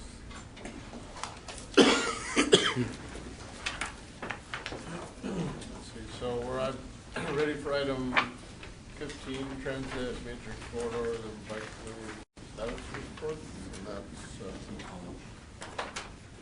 Vermont and Chelsea, right? Good morning. Good morning. Is this the slide? Oh, no, that's number 6. Okay, so good morning. Today we will be presenting the fiscal year 19 Transnet project status report for the major corridors and the bikeway program. To give you a brief history on the reports, in 2015 the Transnet triennial performance auditors provided recommendations on how best to report performance data for the Transnet program. Based on those recommendations, staff began reporting program performance results in an annual comprehensive program status type format for major corridors of the bikeway program. The Transnet project status reports were created by utilizing existing program data maintained in the Transnet dashboard and in other SANDAG reporting tools. These reports provide an annual summary of performance metrics such as projects delivered on schedule, projects delivered on budget, awarded construction contract values versus construction estimates, and bikeway miles constructed. This is the third installation of this report, so this is the third year that we're actually bringing this to ITALK. And so now we're just going to go through the reports. The first one is attachment 1, which is the major corridors report. And the first section is just an overview of the actual report, of the Transnet voter approved sales tax for the region. And the next section is the leveraging component. So this describes leveraging of the Transnet program funding. The Transnet ordinance assumes 50% of the net capital costs would be funded by federal, state, and other local sources. At the close of fiscal year 19, Transnet funds represented 29% of the total $8.77 billion in program funding, which means Transnet's return on investment is more than 2.4 to 1. The next section is the scheduled milestone attainment section. This section represents the completion of project milestones that were approved in the FY19 budget. This report focuses on 2 specific milestones. That is the advertised milestone and the open to public milestone. The advertised milestone represents the completion of the design phase, and the advertisement of a project's construction contract. Of the 4 projects expected to advertise for construction in FY19, 3 were successfully advertised. The other project was rescheduled due to right-of-way issues and some Sandag Board of Directors direction, as well as some funding optimization strategies. The open to public milestone represents the opening of the constructed facility for its intended use. Of the 3 projects that were planned to open in FY19, 2 were successfully opened to public, and one was delayed due to the California Highway Patrol approval that was needed to actually proceed with that project. The next section is the support to capital ratio. This is a summary of the program support to capital ratio, and again, this represents the portion of support costs relative to the capital costs associated with delivering projects. These ratios are broken out by project size, so we kind of have 3 different metrics here. The first threshold is 30 million and under, and for those projects, we are currently at a 50% support to capital ratio. The next threshold for projects $30 to $100 million, we're at 46% support to capital ratio, and for projects $100 million or more, we're at a 40% support to capital ratio. The next section is construction contracts, and this section demonstrates our engineer's estimate versus awarded construction contract performance. We awarded 1 design build contract in fiscal year 19, and that awarded contract values were 11% higher than the engineer's estimate. The next 2 sections are metrics used to assess construction performance. So by measuring the pre-awarded budget versus the total project final cost and the total construction cost, that's how we come up with these metrics. But in FY19, we didn't close out any projects, so we don't have any actual metrics to show for FY19 for our overall program. Now, if there's no questions related to major capital or major quarter, excuse me, I'll hand it. Well, one quick question on the construction contracts. The one contract, what project was that? That was the goods movement, the SR11 goods movement project. So that's down here. How many was the number of what number of bidders on that project? Or? I would have to get that. I was just curious. Yeah, why it was 11% over the estimate. I was just curious. Yeah, things are just trending as far as construction costs. Things are trending up. Thank you. I'll proceed now to attachment number 2 is the project status report for the bikeway program. So the second page of this covers a lot of the same metrics that Lamont went over for the major corridors program, but this first page is kind of some of our bikeway specific metrics that we consider. So in the first half of this page, we look at bikeway miles by phase and bikeway miles delivered by fiscal year. So this is kind of the snapshot of where our program to miles were at the end of FY19. So I'll just kind of preface that and that there may have been some progress or changes over the course of FY20 thus far. But at the close of FY19, in that first chart, you can see that the majority of our miles are really in that design phase, and that's just kind of indicative of our projects moving from that environmental into design and final design and review with the City of San Diego for a lot of those projects. So you have almost 50 miles right there of the program within that capacity. And then the chart to the right of that, bikeway miles delivered by fiscal year. See the breakout there. We did have 1 new project that was open to public in FY19, and that was our coastal rail trail East Street to Chesterfield Drive. So that's a new addition there. And then kind of going forward, we see a few projects that we expect to open in 20 and 21, but then we have a huge portion of our program that we expect to open in 22 and 23. And then moving into the bottom half of this first page, this is a new section that we haven't previously included, but kind of going back to that first chart and that 49 miles sitting within the design phase, we really wanted to capture some of the great progress that the bike team has made in pushing these kind of final design plans forward for final City of San Diego approval. So over the course of FY19, we had 4 projects that kind of completed that review within the City of San Diego. And then subsequently were advertised, and then we had 3 additional projects that were submitted to begin that review. So out of, the 49 miles, there's about 25 miles that is really in that final last leg of having complete design plans that are just waiting for that final stamp of approval from the city. So just kind of indicative of the tremendous progress of our staff and also just kind of better progress with the city and moving those plans forward and being able to prepare those for construction. And then moving on to the second page, again, this is a lot of the same metrics that Lamont went over. So in terms of leveraging funding for the bike program, there isn't an ordinance-specific goal for leveraging like there is with the major corridors projects. However, we have still been successful at leveraging a significant portion of the program's funding. So kind of trending towards increased leveraging. We're at right now about 61% of Transnet funds covering the program through FY19, this is, and then the other 39% making up those leverage sources.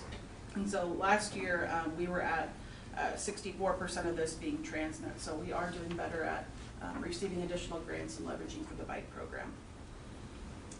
And then moving down to support to capital ratio in FY19, for projects less than $10 million, we were at a 69% support to capital ratio, so pretty on trend with last year.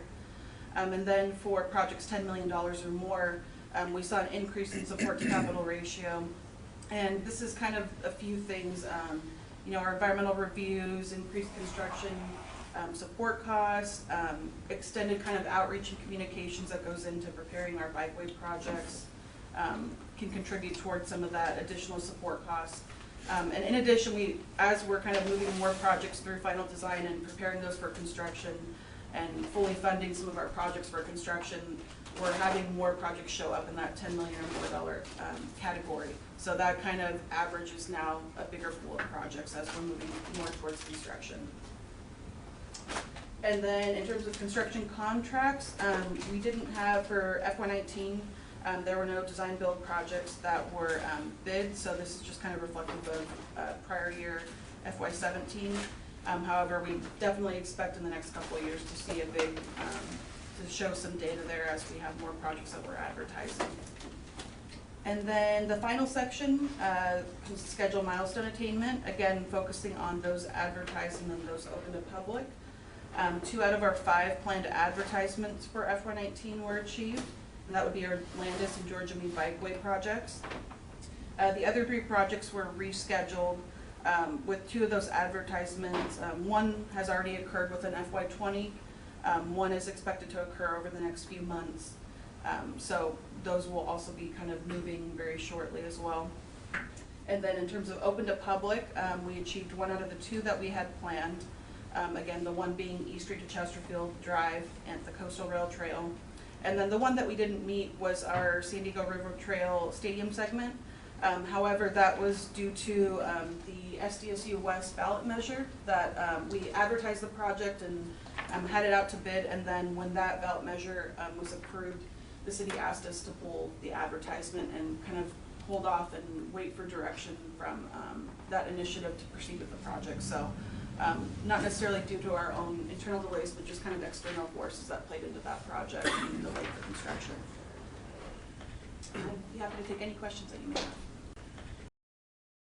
So on that last one you're mentioning, is that you would expect that when they figure out their plans for River Park and things, that you would come back and have an opportunity to make that connection through whatever plan they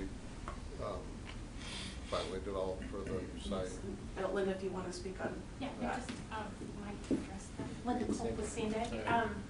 Yeah, it could be a project that in the end gets done by others. Yeah. We've been following their environmental process so far, and we have a meeting today with the city, and we're going to have a meeting with the San Diego State project manager coming up. We just want to make sure it's on the radar. Yeah. But it might be one that's, it'd be nice if it ends up being done by others. Yeah, it would make sense, especially if they develop a park plan. I think that along one edge it would be. Well, I don't know if it's for you, Chelsea, or for you, Linda, but on a number of projects that, and have in the past as well, but current and past projects that have had to go through plan approval through the city of San Diego, and I notice even the footnotes on some of the dates are depending on DSD approval, which is Development Services Department of the City of San Diego, and has that been improving in terms of that, I guess, the relationship with processing, or is it something that's just unknown for you guys because once it goes there, you're just stuck? It's kind of a the sensitive duration. yeah. So what I had hoped is, we get the first couple out and then the duration of the review. Yeah. We haven't seen that duration cut down much. Yeah. Pershing Drive, unfortunately, we've been there since December of last year, so That's what I was we've been over noticing. 13, 14 Yeah. months. And that's about what the first couple took us to get through. We spend a lot of time there, and we have mayor staff help, and we have quarterly meetings with the city. And so about a year ago, the city offered up, perhaps we go through the public works side of the city instead of development services. And so we don't have a defined process for public works, so we have one project over there right now, and we're trying to use that as kind of the example. So that project's been over there since August. So we're hoping that, maybe we could develop some sort of process that is speedier and that they can sign off plans quicker.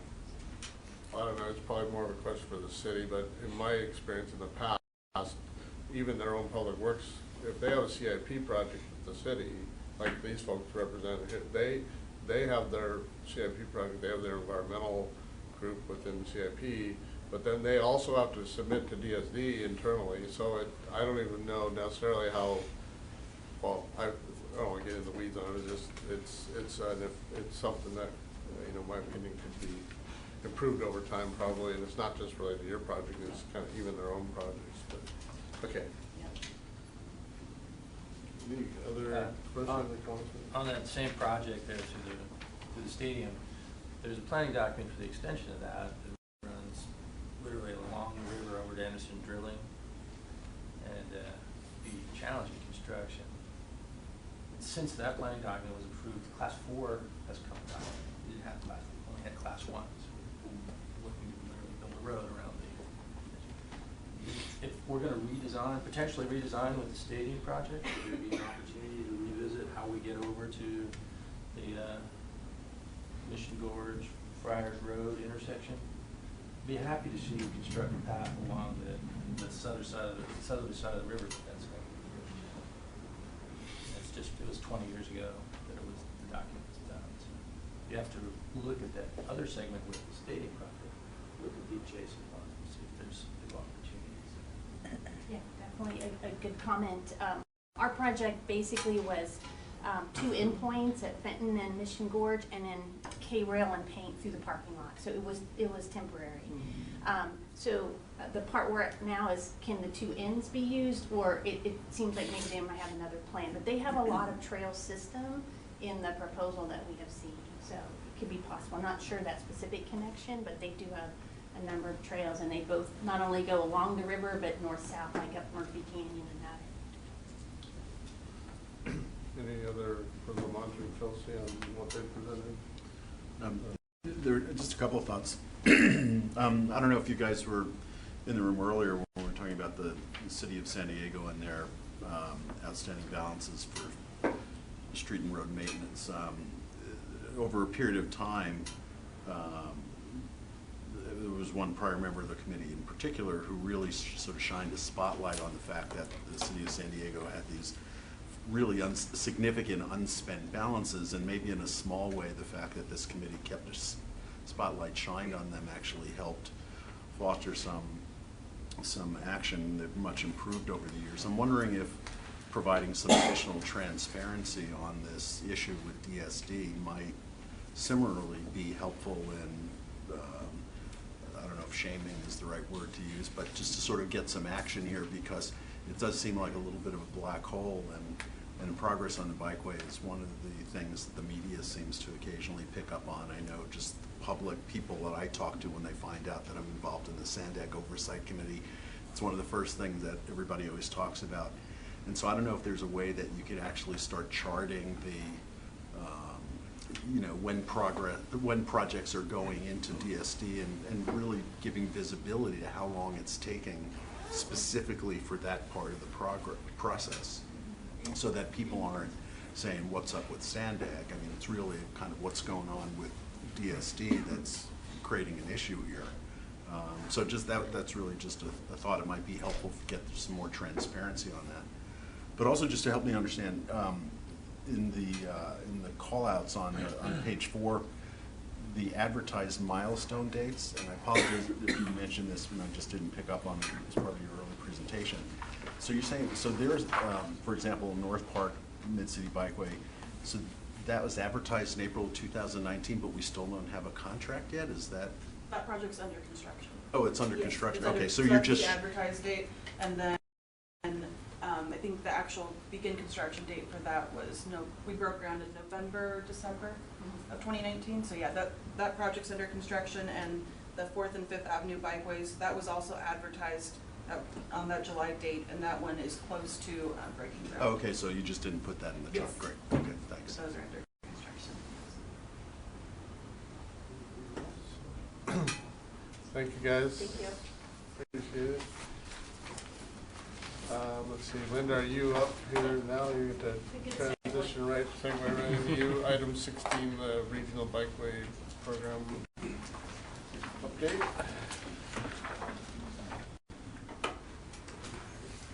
All right, well, great, thanks for the time, and I was last here, I think, about November, so happy to give you some highlights of what we're doing since then. And this, you've seen a bar chart the last few updates, but this looks a little bit different. We worked it a little bit, and it's complementary to the fact sheet that Chelsea just presented. It's just FY20 instead, but it does give you a picture through the life of a project, kind of down on the bottom side of the bars, and how many miles we have in each phase of the project. So it kind of reiterates that message that, you know, we put a "we are here" arrow down at the bottom, because we are ready to go into construction with a number of miles. So this is one of our metrics that we track through the project life cycle. And we have some designing principles that we all of our projects adhere to. And first and foremost is to make it safer for everyone using those roadways, whether you're on your bike, you're walking, or you're in your car. And so how do we do that? Well, for the people on their bikes and people walking, we have separated facilities. We have separated bicycles or bikeways. They may have a raised median or something like that adds more safety and security. And our kind of market for our projects is not the serious, long distance commuter necessarily. It's that, kind of person of all ages and abilities, whether you're taking your kids to school or you're going to run some errands, or you are going to work, or you're going to the transit, something like that. And so we want to kind of have this connected network when we're finished here, similar to you have on the highway side, the transit side, is so we can get from A to B to C to D, and that sort of thing. But we recognize that there are challenges along the way. There's just so much room curb to curb, especially in our urban areas. And so we spend a lot of time talking about parking and other competing uses and trying to minimize those kind of changes as much as we can. Another comment that we get pretty often is, how come these projects cost so much? Aren't you just like painting and striping? And so we have basically on many of our projects, we have kind of the bicycle pedestrian facility, and then we have other types of improvements, and all those go kind of into the schedule and the project cost. But creating this network of separated bikeways is where we think we'll be most successful in the program. But that means that we're slowing everybody down a lot of cases, and we do that through building neighborhood traffic circles, other traffic calming, speed cushions. We kind of take full advantage of a number of different tools to slow everyone down. And all of our projects have pedestrian improvements, whether it be signal phasing, whether it be high visibility crosswalks, rapid, flashing beacons to get you across the street, that kind of thing. So we have a lot of those improvements, signal improvements, and we have a wayfinding program as well, so to tell you major destinations and how far they are kind of when we're done. Do you also, for these projects, build in technology for counting usage? Yes. Yeah, and I have a... Is that pretty standard? Yes, it is. Yeah, I have some data from last time. I remember I said I'd bring you some counts, so we have a slide in a little bit later. But at the same time, we have bicycle and pedestrian improvements. We have a lot of civil improvements, and the photo in this slide is from a bicycle pedestrian bridge that we built as part of that coastal rail trail project we opened last year that Chelsea mentioned. earlier in Cardiff. And so we'll have drainage and stormwater, we'll have curb and gutter improvements, we'll have to make ADA ramps. These are a lot of older neighborhoods and that kind of thing, so we'll have to repave, we'll have to put it back together when we're done. And all that adds up into the, why it does take us a while and why it does drive up into the, influence the costs. So we have 3 projects right now that are in construction. Thought I'd just give you some quick updates. And first one is the Rose Creek Bikeway, and that's a couple of miles of Class 1 separated bikeway, part of our Mid-Coast family of projects because it's in close proximity along Santa Fe Drive in the city of San Diego. And I like this photo because this is, you never quite know everything you're going to find until you get out in the field. And this was a drainage inlet that Caltrans has. It's in city right away that we needed to replace. It was on no as-built. It was no record when we started, and we found it when we were in the field. So they're working on that now. And this is on Santa Fe Drive. We needed to widen the street in order to fit in the Class 1 bikeway. So we have to doing a lot of work on the driveways there. There's several office buildings and businesses on the east side of Santa Fe Drive. We're doing that work, and then this is kind of up near Carl Strauss Brewery, if you know where that is, and it's up on the northern end of our project, and this is just kind of where they're widening to fit in the Class 1 bikeway. And so 2 miles in the city of San Diego, been in construction, and about 80% complete. And I'd say the banana curve looks a little odd there because we did run into some utility relocations. And those took us some extra time that we didn't anticipate. But we're back on schedule, and we're happy to say we're going to be opening up this fall. And this, despite all the construction that's going on, is a heavily used corridor. This is the main way that folks get from downtown San Diego and Mission Bay up to UC San Diego and UTC. So we're excited to get these last 2 miles open.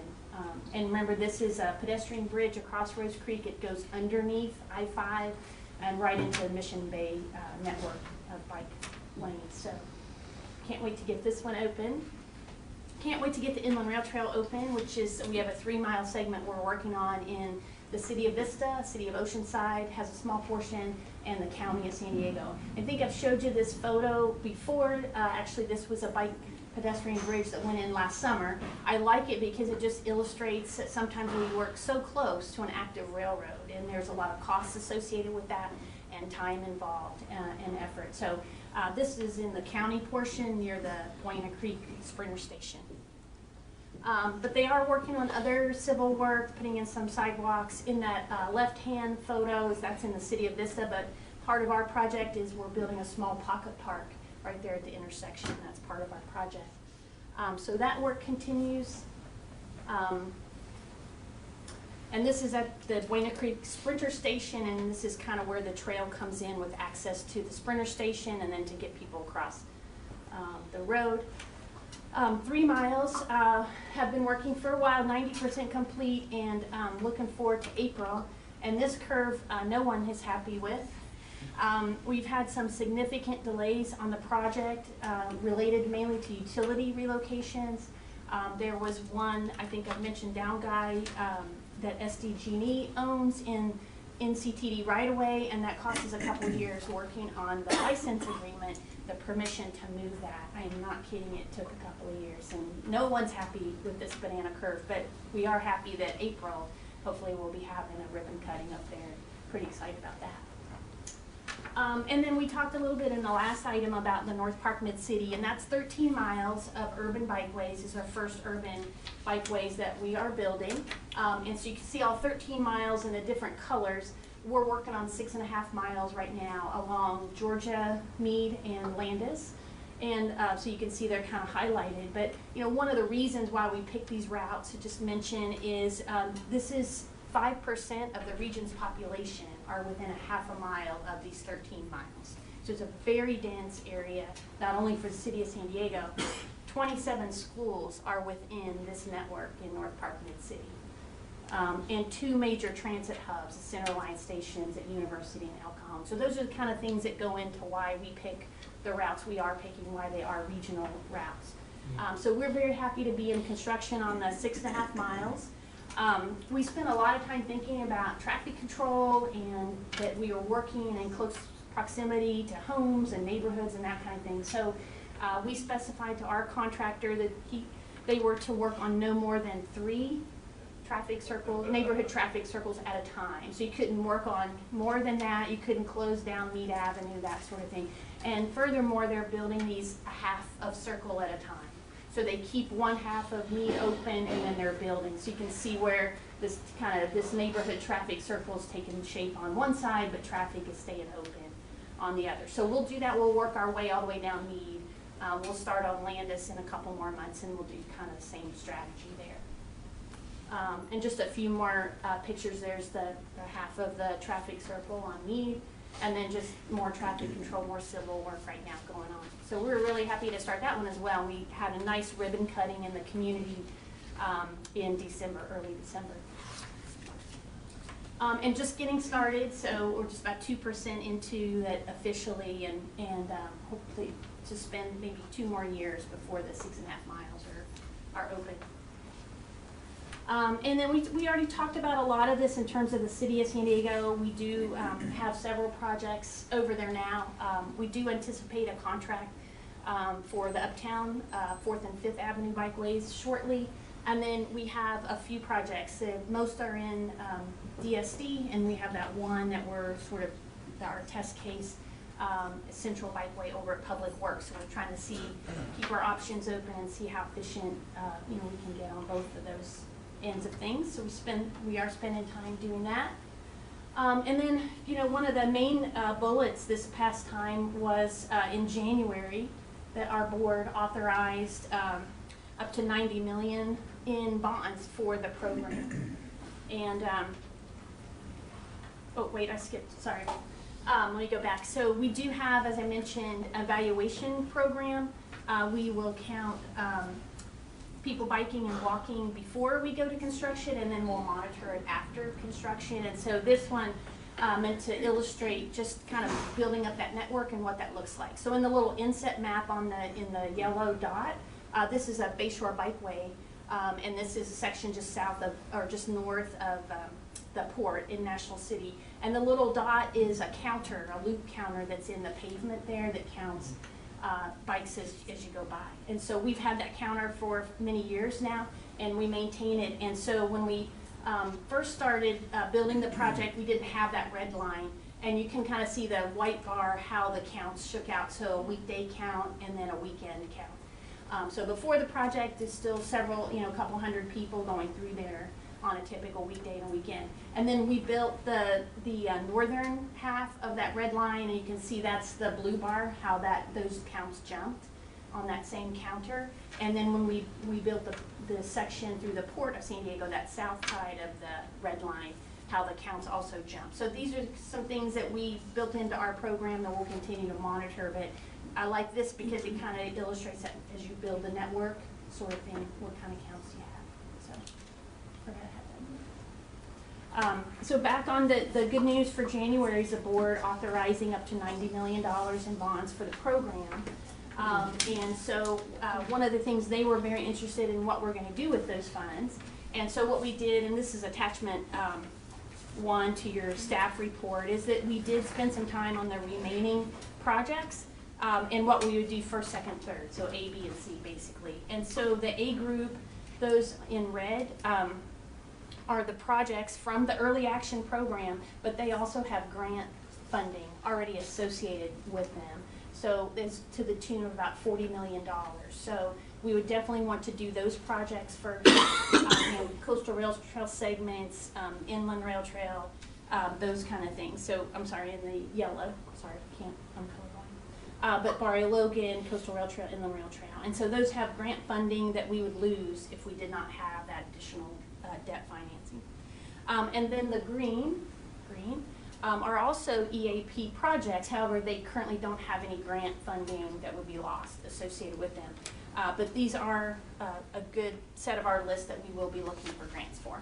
And then the blue is just projects that we haven't started, or we've had some schedule delays and that kind of thing. And we probably would not use the financing for. We'd continue to look for grant money and that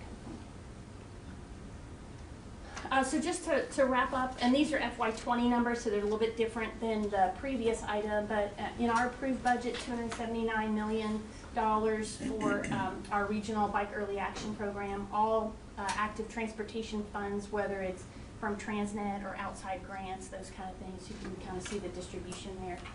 We spent $123 million to date, and that's not just on the 9 miles we have open, but that's on 70 miles that we all either have open or under some stage of development. And then kind of we estimated between 77 and 117 million would be needed, and that's kind of where the bond financing came into play over the next 12 to 18 months. So I will stop, and I'm happy to answer any questions. Sure. Linda, I've always been impressed with this program. I'm 77, you're almost done. I mean, this is you've done a great job with this. The vote that day for this was pretty controversial, wasn't it? And I think was pretty controversial, wasn't it? And I think a motion to. Can you tell us a little bit what happened there? Because I think that the new voting structure played an impact, and I know that the audit subcommittee has been meeting about sort of looking at the implications of what happened as a result of AB 805. So maybe can you tell us what happened? Yeah, sure. It failed on a tally vote, but it was 50-50. And this was to approve the loan? So this was for to authorize the $90 million in financing. These were only bicycle, pedestrian, neighborhood safety funds. But yeah, it did lose on the tally vote. It was 50-50, and then the city of San Diego called for a weighted vote, and city of Chula Vista agreed, and then it passed on the weighted vote. It's interesting because I know we were looking at possibly discussing that in the audit, how that AB 805 is working on the governance structure. So, yeah, thank you. For small projects like head ramps and traffic signals, but I just tell people they're utility relocation projects. That's essentially what they are, and that's why they cost so much. That's a question we get all the time. On the Mead project, are you going to yank out any of those always stops? Yes. Slow people down, don't stop them. So everyone keeps going around the circle, kind of slower. It was horrible on bicycle. Some of those are at the base of the hill, and then it wasn't all that fun in a car either. So the roundabouts are probably a good fit for that really wide street. And I think we may have talked about this sometime in the past, but refresh my memory. Is it at this point totally in the city of San Diego's court as to what to do, if anything, vis-a-vis bike pedestrian connection from the Balboa trolley stop to go west of the 5? We do not have an early action program project in that corridor. I'm looking at John as a mid-coast person. Yeah, so that's totally, whether anything in that nature gets done is really on the city of San Diego. That's not Sandag's not contemplating doing anything there. We're not doing anything on the bike program right now. Midcoast is doing the contractor for Midcoast is doing Santa Fe Street bike corridor there, along there. And we have a pedestrian bridge with Balboa Avenue, so you could conceivably come up the bridge and cross over to either get on the northbound or east or westbound side of Balboa Avenue. So that pedestrian bridge, and we met with the bicycle group, and one of the things we did is install a bicycle track at the stairs. So instead of having to go up the loop ramp or the ramps on the north side of Balboa, you can push your bike right up the stairs, because there's essentially a track for your wheels to go on the side. And that was a request by the bicycle community to try to help improve the access. But really, all of the problem tends to be on the other side of the freeway, the west side of the freeway, with all of those roads and the narrow connections, and Balboa narrows right under the freeway. So I think we've tried to allow for that future accommodation of the bikes, but Midcoast isn't actually doing it. Thank you. Yeah, our Rose Creek project is just to the north of that. Yeah. So it'll go under I-5 and Mission. Right, I've seen it going under, but yeah, okay. Any other Questions for Linda, clarification? Thank you very much. I think by my tally, that covers all the agenda items. I didn't miss anything, Ariana? All right, so our next meeting, as a reminder, as we talked about at the beginning, is March 18th, which is different from the earlier calendar dates that we had, for March 18th. And with that, we're adjourned. Thanks. It seemed like a pretty full agenda. Yeah, I thought it was going to be a little longer. Yeah. Nice job. Good. Mr. Chair, were you with your wife last night at the game? I was. So you must be a little tired. 8 o'clock games just kill me. I mean, She posted on Facebook. I don't want to. and said, I don't want to. I like going. I really enjoy it, but I know it's